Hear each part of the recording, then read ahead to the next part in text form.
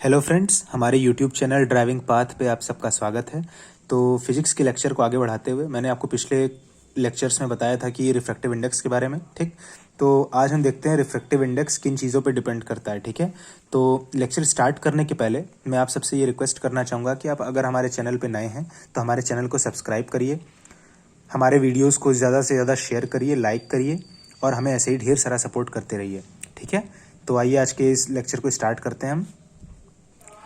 तो हम देखने वाले हैं रिफ्रैक्टिव इंडेक्स किन चीज़ों पे डिपेंड करता है। तो सबसे पहले रिफ्रैक्टिव इंडेक्स, तो हमारा जो रिफ्रैक्टिव इंडेक्स है वो डिपेंड करता है मेनली कि हमारा मटेरियल कैसा है, मतलब मटेरियल क्या है, किस चीज़ का मटेरियल है, ठीक है। मटेरियल क्या है उस पर डिपेंड करता है। और दूसरा कैसा वेवलेंथ है, ठीक है। वेवलेंथ इन द सेंस हम किसे कहते हैं, आप वेवलेंथ से अभी आप सीख लेंगे। जैसे कलर होता है तो हम जैसे विबग्योर के बारे में अगर कभी बात करेंगे तो उसमें आप देखेंगे कि जो जैसे कोलॉइडल सॉल्यूशन या फिर अगर प्रिज्म वाला, जैसे मैं लेंस बताने के पहले थोड़ा सा प्रिज्म भी बताऊंगा आपको। प्रिज्म इसलिए बताऊंगा क्योंकि जो उसमें बेस के अलॉन्ग जो लाइट बेंड होती है वैसा ही कुछ हमारा केस होता है कॉन्वेक्स लेंस में, ठीक। तो वो चीज़ें मैं आपको बताऊंगा, तो वहाँ पे भी थोड़ी सी वेवलेंथ की बात मैं करूंगा। तो आप बेसिकली जान लीजिए कि वेवलेंथ क्या होता है। बेसिकली हम लोग कलर को कहते हैं, ठीक है। जैसे विजिबल रेंज में 7 कलर्स होते हैं विबग्योर, तो जो अलग अलग कलर हैं विबग्योर में, जितने भी कलर आ रहे हैं 7 कलर्स, वो 7 तरह के क्या हैं, वेवलेंथ हैं, ठीक। तो हमारा वेवलेंथ कौन सा यूज हो रहा है लाइट का, या फिर हमारा मटेरियल किस चीज का है जिसमें से लाइट प्रोपोगेट कर रही है, इन सारी चीजों पे क्या डिपेंड करता है हमारा रिफ्रैक्टिव इंडेक्स, ठीक। तो अब इस चीजों से हम क्या सिग्निफाई मतलब कर सकते हैं, क्या बता सकते हैं कि अगर हमारा रिफ्रैक्टिव इंडेक्स अगर ज्यादा है, ये एरो देखिए ऊपर के डायरेक्शन में बना है, मतलब क्या, इंक्रीज, मतलब ज्यादा है, बड़ा है, ठीक है। रिफ्रैक्टिव इंडेक्स अगर हमारा ज्यादा है तो हम उससे क्या इंटरप्रेट करेंगे कि जो हमारा मीडियम है जिसमें लाइट प्रोपोगेट कर रही है वो कैसा है, ऑप्टिकली डेंसर मीडियम है। वैसे ही इसका अब उल्टा, अगर रिफ्रैक्टिव इंडेक्स कम है, ठीक, तो ऑप्टिकली कैसा होगा medium, optically rarer, rarer medium, ठीक है। तो ये सब चीजें हम इंटरप्रेट कर सकते हैं अगर हमें सिर्फ रिफ्रैक्टिव इंडेक्स की वैल्यू दी हुई हो। और अगर हमारा वैक्यूम के रिस्पेक्ट में अगर हम किसी मीडियम का रिफ्रैक्टिव इंडेक्स डिफाइन कर रहे हैं तो हम उसे एब्सोल्यूट कहते हैं, ठीक। ये सब मैंने पिछले लेक्चर में बता दिया था, ठीक।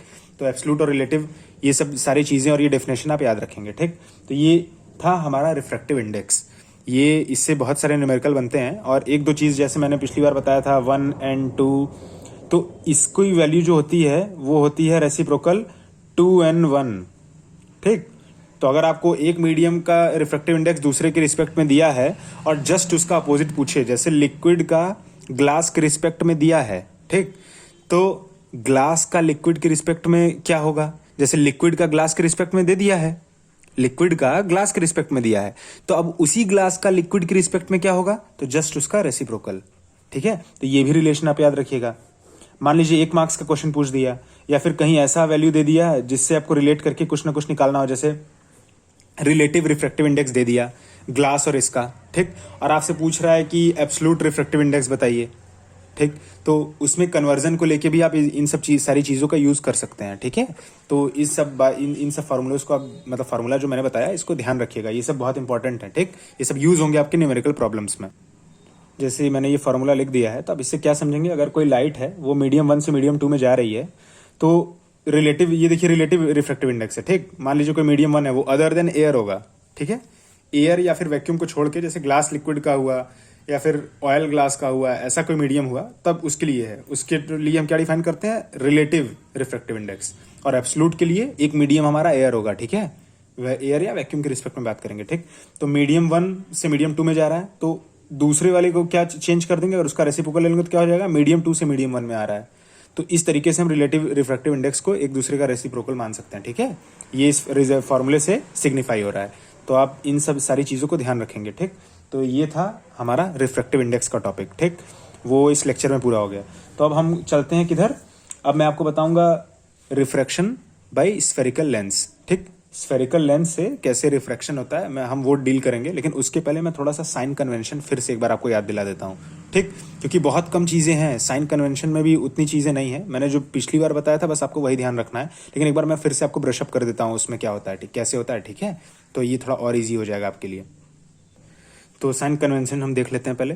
तो साइन कन्वेंशन में मैंने पिछले जब रिफ्लेक्शन जब मैंने आपको पढ़ाया था तो उसमें मैंने कुछ बेसिक सा और बहुत जनरल तरीका बताया था। क्या बताया था कि अगर हम इंसिडेंट रे के डायरेक्शन में अगर कोई भी डायरेक्शन में जाके अगर मेजरमेंट लेते हैं डिस्टेंस का तो वो हम क्या लेंगे, पॉजिटिव। ठीक, अगर हम रिफ्लेक्टेड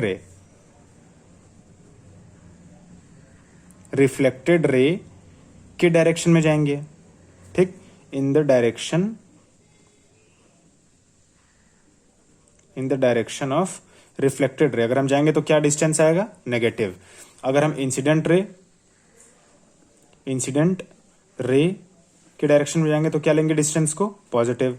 जैसे मैंने आपको एक बात वहां पे बताया था कि हम सारे डिस्टेंस को कहां से मेजर करते हैं, पोल से। ठीक, आपको याद होगा अगर आपने पिछला लेक्चर हमारा देखा है तो उसमें मैंने बताया था बहुत डिटेल में कि पोल क्या होता है, कर्वेचर का मिड पॉइंट। ठीक, मैंने ये भी बताया था। तो अगर आपको ये सब टर्म्स अगर नहीं ध्यान है तो आप मेरे लेक्चर्स के थ्रू जा सकते हैं। ठीक है, तो तभी आपको ये सारे लेक्चर्स अच्छे से क्लियर भी होंगे। ठीक है, क्योंकि मैं ये दोबारा से साइन कन्वेंशन फिर से मैं आपको बता देता हूँ फिर भी कि देखिए इसमें क्या था, इंसिडेंट रे के डायरेक्शन में पॉजिटिव लेंगे, रिफ्लेक्टेड रे के डायरेक्शन में नेगेटिव लेंगे। ठीक, तो वहां पे एक बात था कि अगर हम जितने भी डिस्टेंसेस को मेजर कर रहे थे वो हम पोल से मेजर कर रहे थे, सारे मेजरमेंट को फ्रॉम पोल, तो किसी भी डायरेक्शन में जाना हो हम पोल से ही जाएंगे। ठीक, अब वो डिपेंड करता है कि क्या वो इंसिडेंट रे के डायरेक्शन में हम जा रहे हैं या फिर रिफ्लेक्टेड रे के, वो हम पोल से ही चल के देखेंगे। ठीक है, लेकिन यहां पे पोल नहीं होता, यहां पे हम डिफाइन करते हैं ऑप्टिकल सेंटर। ठीक, तो यहां पे जो डिस्टेंस मेजर होगा वो कहां से होगा, ऑप्टिकल सेंटर से। कहां से, ऑप्टिकल सेंटर। अब ये ऑप्टिकल सेंटर क्या होता है, तो इसके लिए मैं अभी जब लेंस स्टार्ट करूंगा तो उसके पहले मैं थोड़ी सी टर्मिनोलॉजी भी आपको डिस्कस कर दूंगा कि जब मैं इमेज फॉर्मेशन बताऊंगा लेंस से तो मैं आपको ये सारी टर्मिनोलॉजी जो लेंस के केस में यूज होती है, जैसे मैंने मिरर के केस में बताया था, मैं फिर से वो बता दूंगा। ठीक है, तो मैं लेंस वाला उसको भी मैं बताऊंगा। तब तक के लिए आप बस ये ध्यान रखिए कि वहां पे पोल था तो यहाँ पे क्या है, ऑप्टिकल सेंटर। ठीक, अभी के लिए आप ये देख लीजिए कि ये जैसे कॉन्वेक्स लेंस है, अब मैं बताऊंगा अच्छे से। कॉन्वेक्स लेंस है, ये हो गया कॉनकेव लेंस, अभी मैं बताऊंगा अच्छे से। ठीक है, तो ये इसका जो मिड पॉइंट है यहाँ पे दोनों के, जैसे ये कर्वेचर आ रहा है इसका यहाँ पे और इसके भी ठीक बीच का जो पॉइंट है वो क्या हो गया हमारा, ऑप्टिकल सेंटर हो। ठीक, अब यहाँ से ऐसे बनाएंगे तो प्रिंसिपल एक्सिस। ठीक, इसका इधर यहाँ पे उस केस में सिर्फ एक ही हमारे पास वो होता था, फोकस होता था, एक ही सेंटर ऑफ कर्वेचर होता था। ठीक, लेकिन यहाँ पे अब दो मिलेंगे हमें, इधर भी फोकस होगा, इधर भी फोकस होगा, इधर भी सी होगा, इधर भी सी होगा, जिसका डिस्टेंस 2f होगा, इसका f, इसका 2f। ठीक, तो इधर दो आएंगे। तो मैं उसको और अच्छे से बताऊंगा आपको जब इमेज फॉर्मेशन की तरफ हम बढ़ेंगे तो मैं उसको और अच्छे से सारी टर्मिनोलॉजी को डिस्कस कर दूंगा। लेकिन मैं यहाँ पे पहले साइन कन्वेंशन आपको बता दूं। तो साइन कन्वेंशन में आपको इतना याद होगा कि अगर हम इंसिडेंट रे, जैसे मान लीजिए हमारा ऑब्जेक्ट यहाँ है, तो अगर इंसिडेंट रे, ये रे आ रही है, यहाँ पे इंसिडेंट हुई, तो इसके डायरेक्शन में, इंसिडेंट रे के डायरेक्शन में जो भी मेजरमेंट हम पोल से लेंगे, अरे पोल कर रहा हूं मैं, ऑप्टिकल सेंटर से लेंगे तो वो क्या आएगा, पॉजिटिव।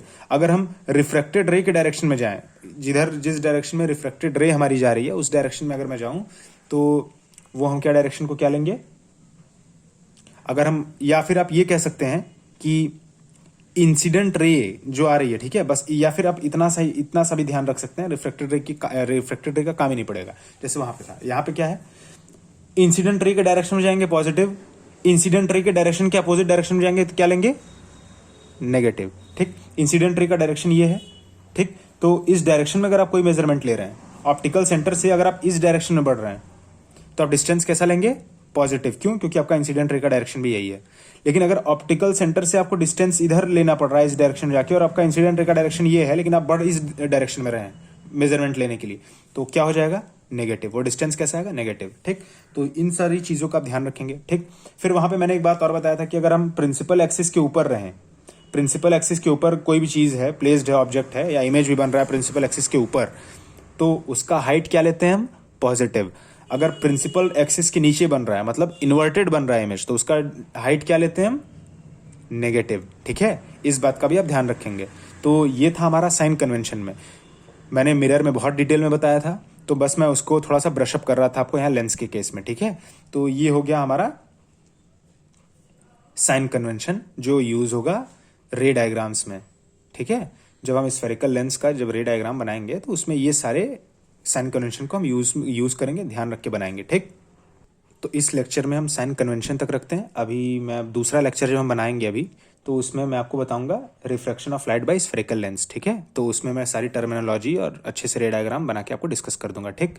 तो आज के इस लेक्चर में इतना ही रखते हैं। तो all the best for your exam and thank you, that's all, ठीक।